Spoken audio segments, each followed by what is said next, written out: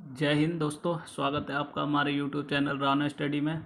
हमने इससे पहले शेरशाह सूरी तक की वीडियो पूरे कंप्लीट कर लिया है। अब हम अकबर के बारे में देखेंगे। अकबर का जो कार्यकाल था देखेंगे, वो 1556 से 1605 तक था और जन्म इसका 15 अक्टूबर 1542 को अमरकोट में हुआ था।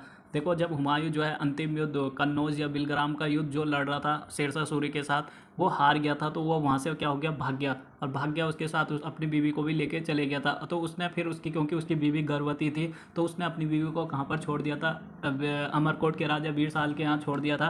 और खुद जो है कहाँ चले गया, ईरान चले गया था। ठीक है ना। वही बीर साल के महल में ही क्या हुआ था, अकबर का जन्म हुआ था अमरकोट में, जो वर्तमान में कहाँ पर है, पाकिस्तान में है।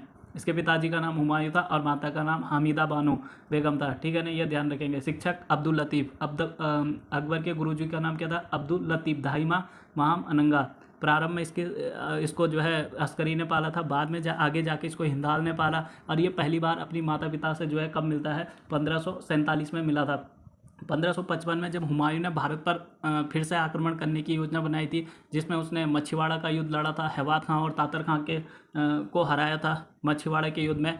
और एक तरफ मछीवाड़ा में हेवात खां और तातर खां, दूसरी साइड कौन थे, बैरम खां और हुमायूं। बैरम खां ने हुमायूं का भरपूर साथ दिया था। फिर उसके बाद अगला युद्ध हुआ था 1555 में, सरिंद का युद्ध। मछीवाड़े के बाद दूसरा युद्ध हुआ था कौन सा, सरिंद का युद्ध। उसमें भी किसको हराया, सिकंदर सुर को हराया। उसके बाद फिर वो भारत की गद्दी पर कौन बैठ गया, हुमायूं दिल्ली की गद्दी पर एक बार फिर से बैठ गया था।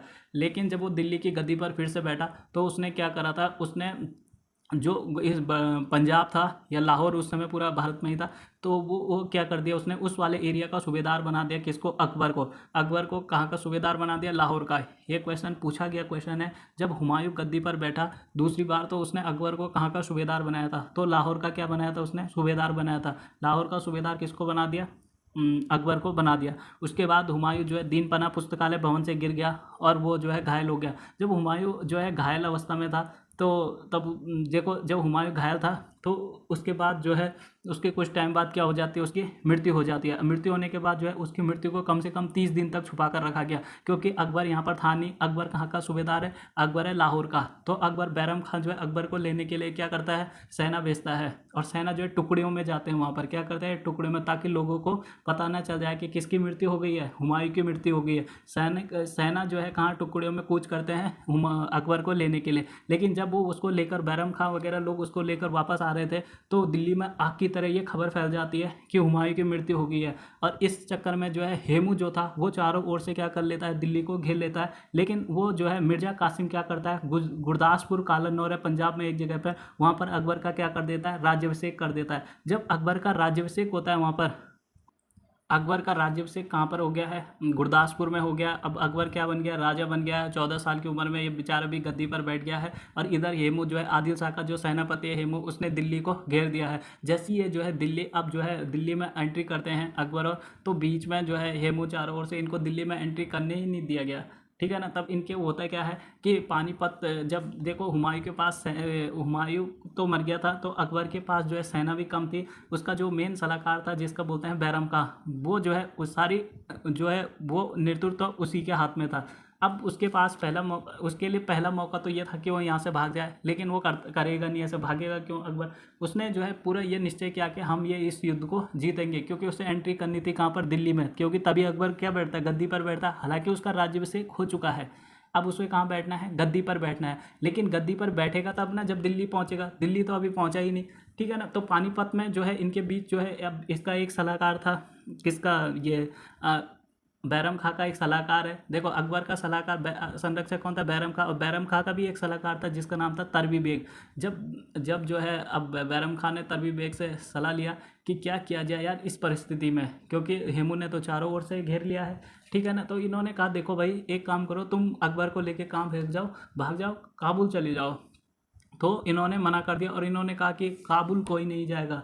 काबुल, इन्होंने क्या कर दिया, तरवी बेग की क्या कर दिया, गला काट दिया था कि यूं क्यों बोला तुमने कि तुम काबुल चले जाओ, हम लड़ेंगे इनसे। और इन्होंने सैनिकों में उत्साह भरा कि काबुल तो केवल क्या जाएगा, हमारी लाश जाएगी, हम काबुल नहीं जाएंगे, हमारा शरीर काबुल जाएगा। अगर हम जो है इस समय, अगर हम जिंदा रहे, तो हम दिल्ली जाएंगे।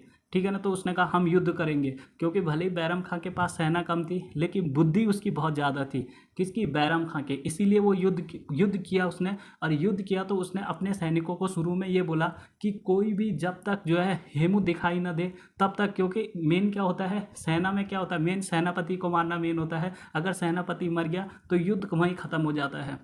अब हुआ क्या कि बैरम खान ने अपने सैनिकों को कहा कोई भी व्यक्ति क्या नहीं करेगा, जब तक हेमू दिखाई न दे तब तक तीरंदाजी का प्रयोग कोई नहीं करेगा। ठीक है। अब जब ये बात पहुंचानी थी केवल कहाँ तक, वो हेमू तक पहुंचानी थी कि इनके पास तीरंदाज नहीं है। जब युद्ध चलता रहा यहाँ तक कि एक बार बैरम खां भी मरने वाला था, तो इन्होंने तीरंदाजी का प्रयोग किया ही नहीं। और ये बात हेमू के पास चली गई, ये सूचना कि भैया इनके पास तो क्या नहीं है, तीरंदाज नहीं है। तो तीरंदाज नहीं है तो हेमू जो है उद्घोष करने लग गया, जय जयकार के, हम तो युद्ध जीत रहे हैं, हम युद्ध जीत रहे हैं। ठीक है ना। लेकिन हुआ यूँ कि उसके सैनिकों ने इसको देख दिया। किसको? हेमू को देखा तो 2 बाण चलाए गए, 2 तीर चलाए गए। हेमू को पहले चारों ओर से घेरा गया, फिर 2 तीर इसके दोनों आंखों पे चलाए गए और हेमू क्या हो जाता है, वहीं चित हो जाता है। और इस तरह पानीपत का जो दूसरा युद्ध था वो कौन जीत जाता है? वो अकबर जीत जाता है। किसके बुद्धि के बल पर जीता? बैरम खां के बुद्धि के बल पर कौन जीत जाता है? तो वो जीता है कौन? अकबर। कौन जीतता है? अकबर। लड़ा किसने? बैरम खान ने, क्योंकि उसका संरक्षक था। ठीक है ना। इस तरह से जो है फिर अब अकबर जो है 14 साल की उम्र में क्या हो गया, गद्दी पर बैठ जाता है। ठीक है। आज के लिए वीडियो थोड़ी लंबी हो रही है, क्योंकि अब जो है बाकी हम अगले वीडियो में आपको दूसरी कहानी सुनाएंगे। तब तक के लिए धन्यवाद।